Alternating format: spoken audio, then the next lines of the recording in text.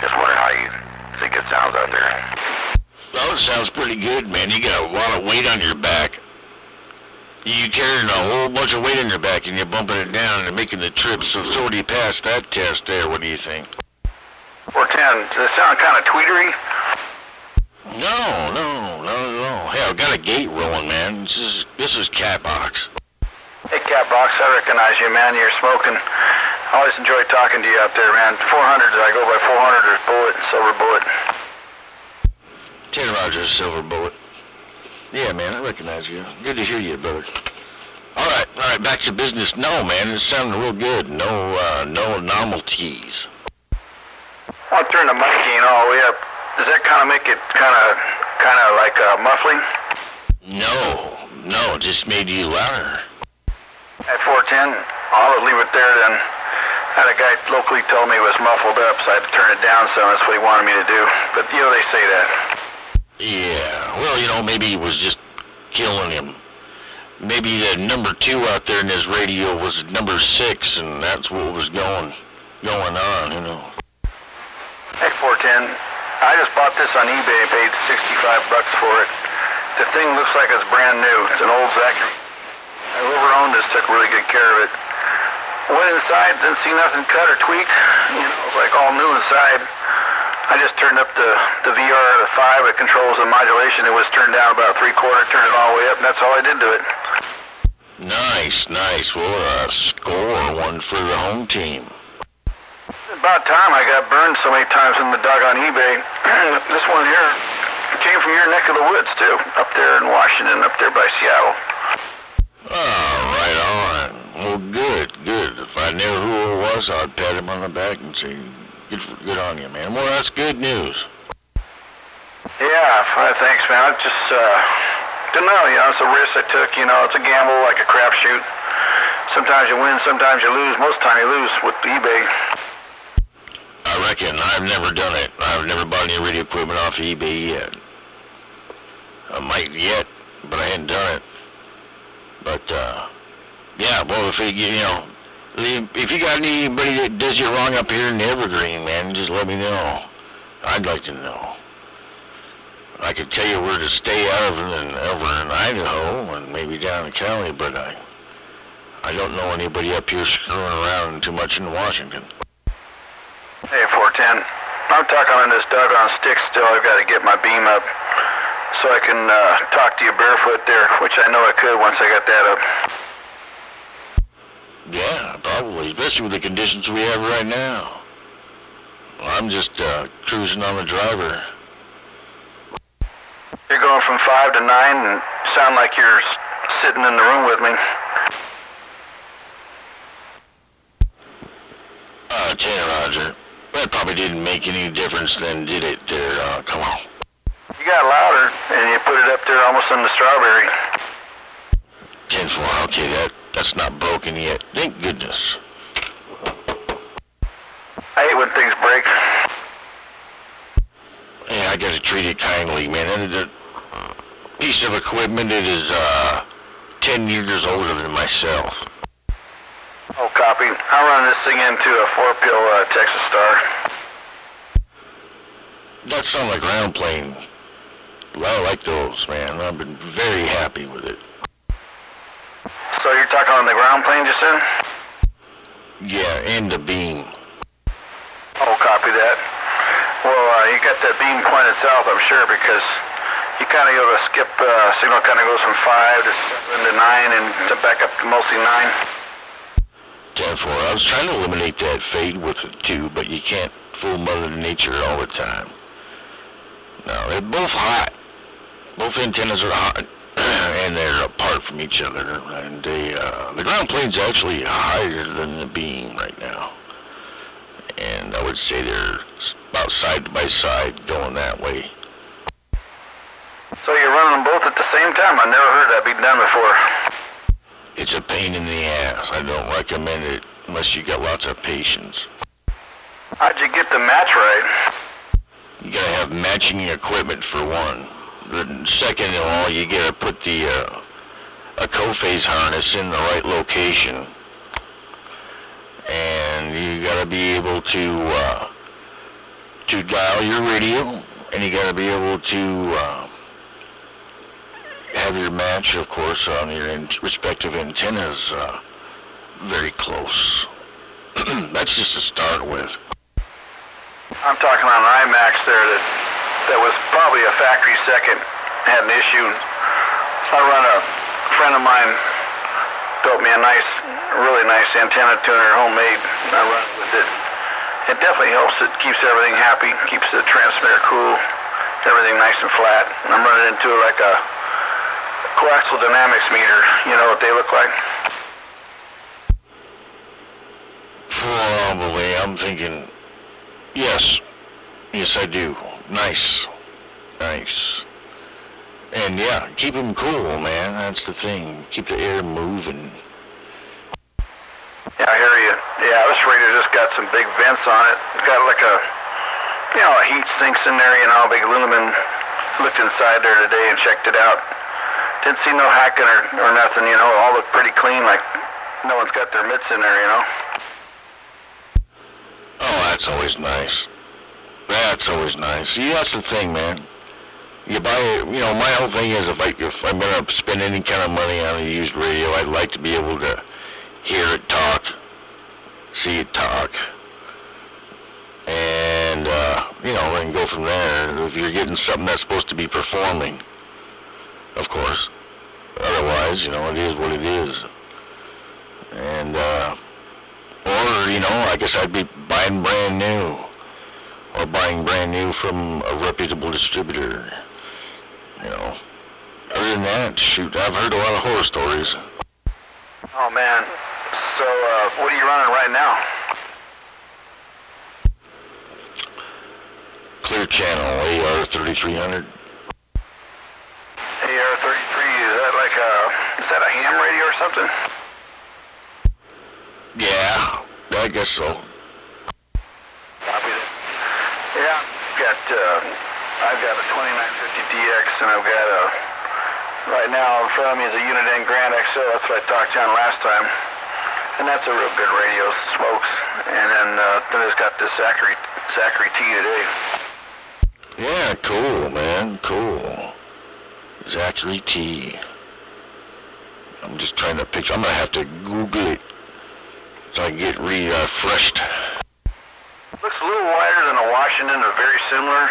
Almost exactly, it's a little bit wider. Very similar to Washington. Almost like the unit in Washington, President Washington. Just doesn't have a sideband, just 40 channel AM. Oh yeah, now I remember, thank you. Yeah, nice. Well, it's purpose-made AM talking machine. The last time I had a AM radio, 40 channel base, was back in 1979 when I first got in a CB. Bought me a realistic Navajo, and I loved that radio, and I let it slip through my hands. I gave it to my brother, and then he didn't know what to do with it and gave it to somebody else, and I wanted to kill him for it. Do you remember what model number it was? No, but it was silver looking, and it had like a little light behind the dial, like a little nylon dial with all the channels written on it, and then a little light that light up every time you come across the right channel. That's all I remember on it. But it used to smoke. A friend of mine tuned it up. I've been running across those things like crazy. Well, not really, but I've had a few of them in different models in different years.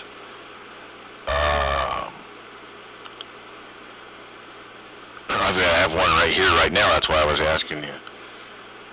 But yep, they're talking machines. It doesn't take a whole lot to make them squawk. Oh, great radios. Mine had that. I got the realistic desk mic with the little slider up and down thing in the middle there, Kind of looks like almost like a Turner, but more square looking on the head. You know what I'm talking about? Yes, sir. That's nice. Nice mic. Mm-hmm.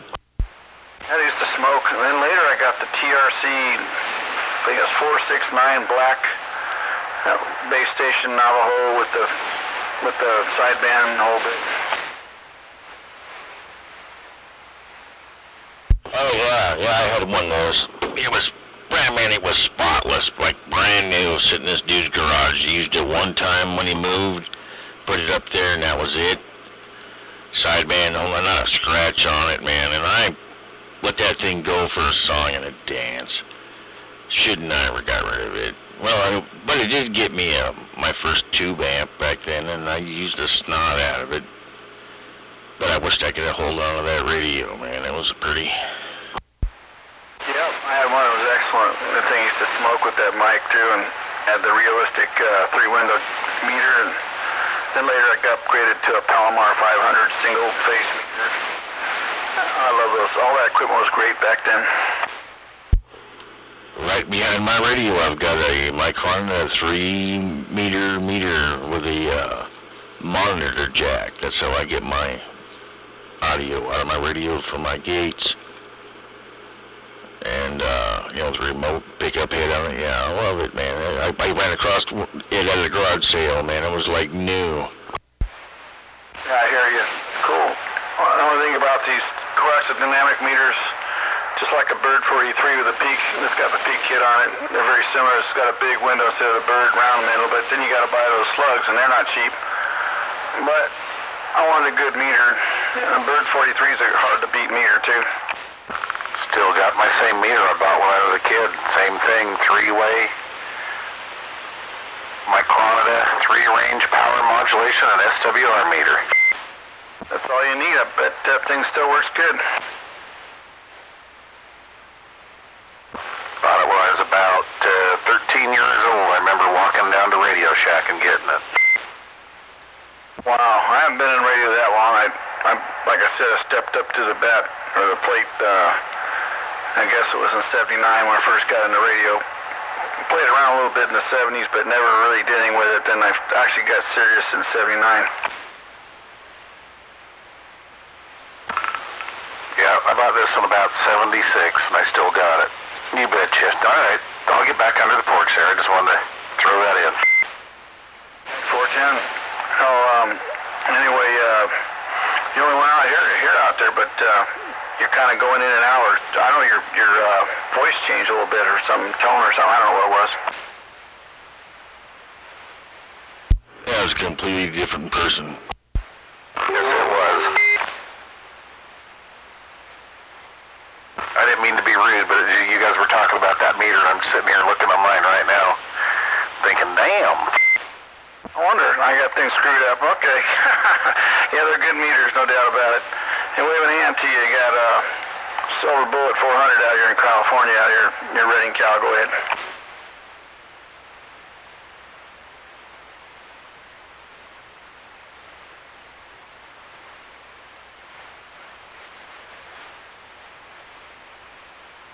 All right, there's Silver Bullitt. Have a good one. Wagon Master over here in the corner. Cat Box is next door neighbor. And I'm back quiet. 10 Roger, that Wagon Master. I didn't catch you. I didn't recognize. I was talking to to Cat Box there and got all boggled up there. So anyway, forgive my boggleness, but sounding good. Good talking to you.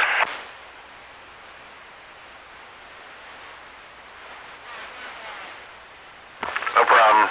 Didn't mean to be rude there, but I guess I did kind of when I keyed the mo. Sorry about that there, Box. No problem. No problem. Both you guys are strappers out here. Catbox got some bodacious audio.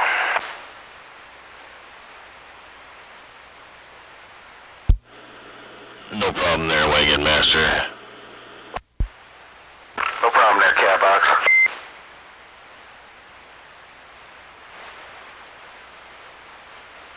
Yeah, well, we were running tonight anyway. Let's see what's going on here.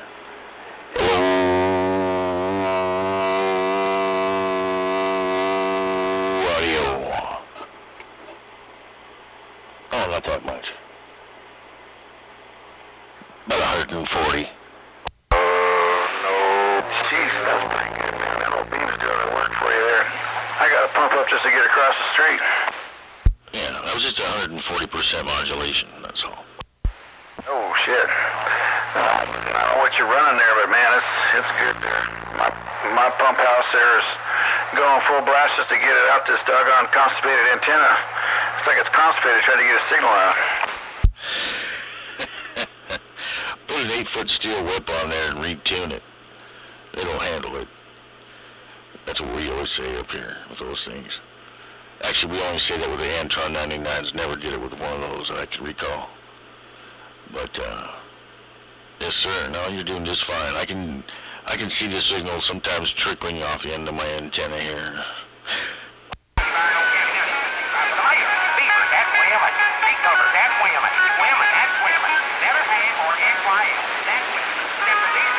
In their